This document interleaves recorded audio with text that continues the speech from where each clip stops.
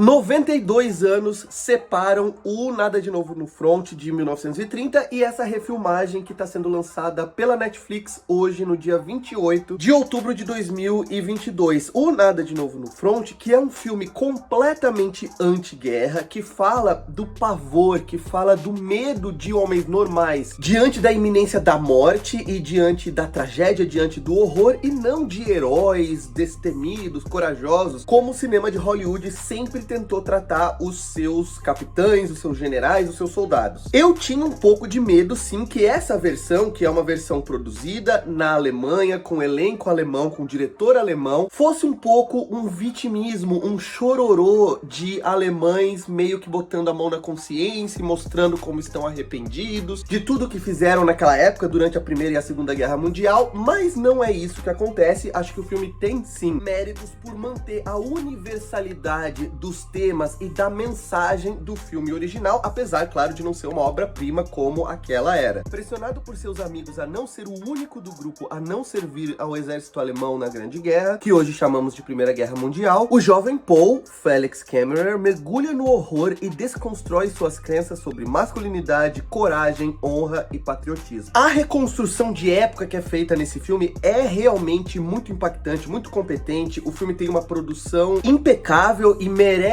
elogios à direção de arte e à fotografia, principalmente. O diretor Edward Berger também faz algo que é muito importante, muito funcional para esse tipo de filme, que é usar muitos planos gerais. Ele usa muitos planos aéreos, muitos planos plongé, justamente para mostrar o escopo, a grandeza da tragédia que está se desenrolando no campo de batalha. E então, do ponto de vista técnico, pelo menos, é um filme que funciona muito bem e que enfatiza bastante o quão trágica, o quão sádica, o quão cruel é a lógica da guerra. Ele mostra muito a carnificina sendo manifestada de várias formas diferentes, e a jornada do protagonista, que é o Paul, é justamente essa de se desiludir e de perceber com os próprios olhos o que na verdade é a guerra, além daqueles slogans vazios de patriotismo, Deus, pátria e família, etc, que vocês já conhecem. Eu acredito que o gênero de guerra ainda é um dos poucos gêneros do cinema contemporâneo que ainda preferem investir muito mais em efeitos práticos do que em efeitos computadorizados. É claro que aqui tem alguns momentos em que você vê aviões passando, sobrevoando o campo de batalha, e você vê que é CGI, mas na maior parte do tempo a gente vê a natureza, que é real. A gente também vê design de produção, direção de arte, com elementos concretos, reais, em cena, muito figurantes, que é uma maneira de filmar a moda antiga, que eu acho que nos coloca numa imersão muito mais convincente e muito mais urgente do que filmes que investem muito, como filmes de ação e aventura, nos efeitos computadorizados. Esse filme aqui também traz esse realismo através de detalhes que para muitas pessoas podem passar despercebidos, mas que nos ajudam a entrar na realidade daquilo que tá acontecendo. A gente vê, por exemplo, os dentes dos atores, né, dos personagens, que começam a se deteriorar com o tempo. Imagina, eles estão na guerra sem se lavar, sem escovar os dentes, e os dentes começam a amarelar, começam depois a escurecer, e esses pequenos detalhes fazem com que a experiência como um todo seja muito mais imersiva, muito mais realista. Por mais difícil que seja ouvir o idioma alemão nos filmes sobre a Primeira e a Segunda Guerra Mundial, esse aqui é um filme que apela para a juventude dos seus personagens, assim como fazia também o filme original, para dar uma universalidade, como eu já falei, eu já usei esse termo antes, para os temas que estão sendo abordados. Então, aqueles jovens que a gente vê morrendo, sendo feridos, sofrendo, percebendo a realidade da guerra, são jovens que poderiam ser de qualquer nacionalidade, e é claro que é uma tragédia que pessoas tão imaturas e com um futuro todo pela frente precisem se sacrificar por aqueles homens que a gente vê no filme comendo comidas cada vez mais sofisticadas e banquetes, na verdade, para refeições simples, como café da manhã, almoço, enquanto eles passam tudo aquilo que eles estão passando. Isso é um contraste que o filme explora também muito bem. Acho sim que o filme se prolonga muito mais do que deveria. Ele tem 2h30 e não precisava. Inclusive, às vezes, tem duas cenas que, quando você pensa, você fala, elas têm a mesma função. Então, poderia ter uma cena entre essas duas apenas no filme, e a outra poderia muito bem ter sido descartada na hora da montagem. Por exemplo, tem duas cenas em que a gente é convidado a perceber a falta que aqueles homens começam a ter. Isso é um tema comum em filmes de guerra, de mulheres. Tem a cena em que o rapaz tá com o lenço da moça e ele cheira, e todos que estão ali no regimento dele também querem cheirar. E logo depois tem a cena em que o outro rapaz rapaz vê lá o pôster na parede e ele arranca o namorado da moça, pega a moça e começa a fingir que ela é a namorada dele. Ou seja, essas duas cenas, essas duas subtramas têm o mesmo objetivo, e quanto mais o filme faz isso, de deixar tudo na versão final, acaba alongando, começa a se tornar repetitivo, e eu acho que isso é um problema sim do roteiro e principalmente da montagem. Aqui e ali, o diretor Edward Berger e o seu diretor de fotografia exageram um pouco em alguns recursos visuais que acabaram se tornando comuns no cinema contemporâneo, mas que nos tiram um pouco